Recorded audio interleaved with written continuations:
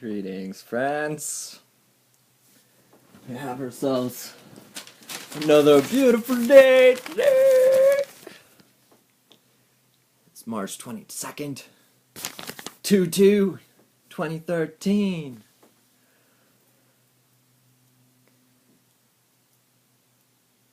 And what am I going to talk about today? I'm going to talk about pipeline stuff. Yes. Gold like the pipeline shake. Facebook page, please. Yes. Watch the video. If you're bored and you're looking to laugh about some stuff, watch the video.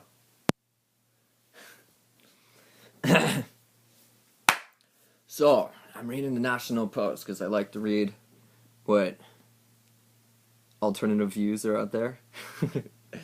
And I'm reading the National Post, and there's this editorial by an American congressman named Doug Lamborn, Republican of Colorado Springs, chairman of House Natural Resources Subcommittee on Energy and Mineral Resources.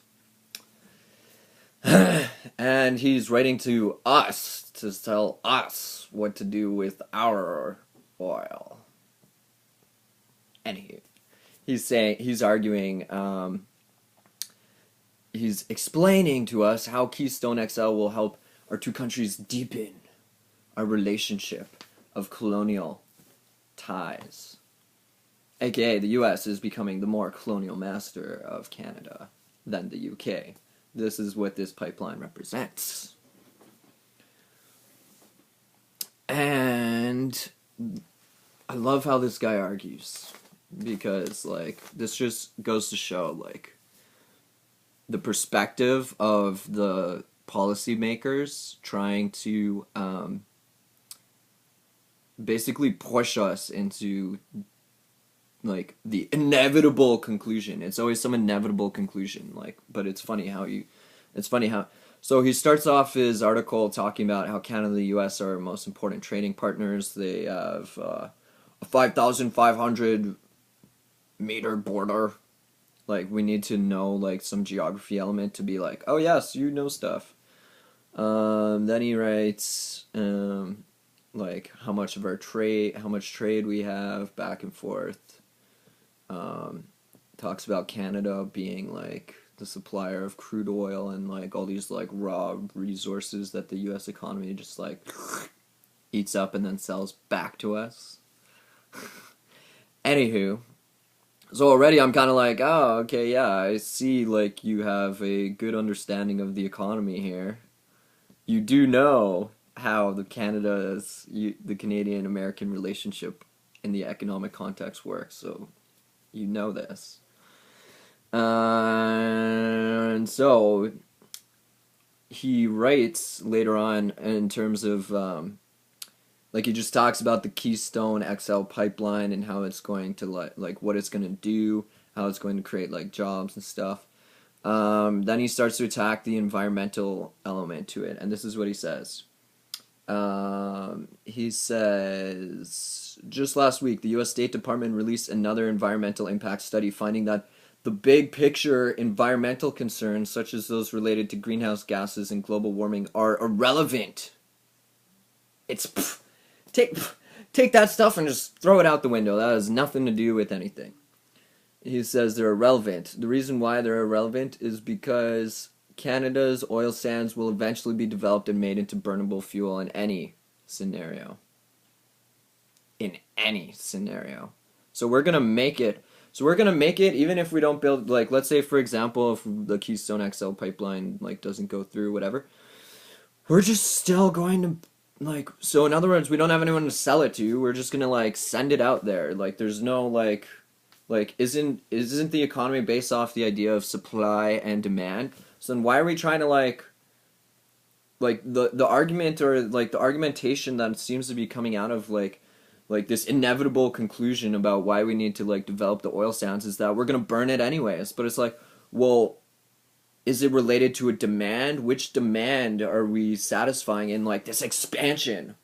Is this expansion an expansion that's coming out of the fact that there's all this demand that's available, and like we need to sell this, there's not enough supply anymore? Or is this expansion really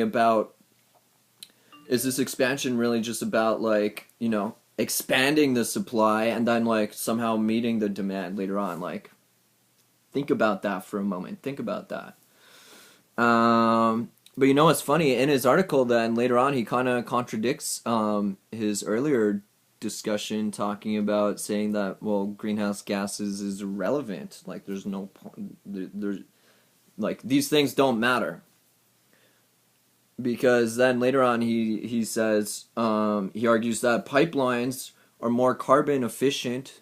They leave a smaller carbon footprint than rail or shipping oil, which is absolutely true. This is a true statement, but I thought it's irrelevant. You kind of see what I'm saying? It's like, anyway, so then he continues on and he explains the reason why he thinks it's irrelevant, because the Congressional Research Service, with other lobbyists and other things, like, there's some kind of like pure kind of like influenced body. The Congressional Research Service, already I'm kind of skeptical about the results, but apparently they said the greenhouse gas emissions from energy produced from Canadian oil sands delivered by the pipeline would have, quote, virtually no impact on the rate of global warming. That was what his quote. And yeah, I'm not even really going to cite like well, okay, fine, I'll cite what they said. It said it would increase in an infinitesimal 0.000001 degrees Celsius. Like, I don't even know what that means. And I bet you, like, when I'm thinking about it, like, that isn't even a measurement of greenhouse gas emissions. It's a measurement of the degrees warming, which, like, I don't know, I'm pretty sure, well, I haven't read the study, so I don't want to, like, predispose, but, like, I don't know, like, the whole studies and the way the information is being presented is kind of like, well, why aren't you talking about it in terms of, like, how much extra, like, carbon gas, CO2 emissions will be in the atmosphere? Why aren't you talking about... And actually, in fact, the greatest growth in Canada's greenhouse gas emissions is coming from the tar sands expansion. So I'm not really sure to say that it's irrelevant. Like, that's definitely the wrong term to be using here. And that's definitely downplaying the environmental concerns that exist over this expansion. Again, going back to the point, is this about expanding supply to meet demand, or is this about expanding supply? Think about that. Think about what that means, and think about what that's going to say. Think about what that means as well in terms of what price the Canadian side of this equation's getting too. Don't we want a good price? Do we not deserve the price of the value of the work that we provide? I'm telling you guys, do not listen to what the media says about all this stuff, because guess what? There's so many different people all shouting different arguments about and trying to control the argument. This guy is like basically saying like, ignore the environmental part, only the economic part. And I'm like, you gotta look at the whole picture. You can't just say economy over the environment. Even I'm not the economy over the environment, or the environment over the economy. You gotta have both in conjunction together. And like, when you look at lots of these arguments and these debates these days, it's not really for the environment or the economy, but it's like one or the other. But it's like, well, why can't I be for both? And that's what I think we really do want to encourage. So come out to the Pipeline Shake. We can talk all about this stuff when you come out. And we can have some fun making some cool video dancing. Peace and love, friends. Oh, wait. What's the energy of today? Oh. Always gotta have some spiritual element to your video. I mean, come on. I'm a spirit and a mind and a body, not a mind and a body with the spirit. Embrace your spirit. Embrace your spiritual self. You are God. You can create things. Create things. Alright, this video is getting way too long. Let's just spread out these cards and ask the spirit guides, what is the energy of today? Can you please tell me right now? Humpback Whale.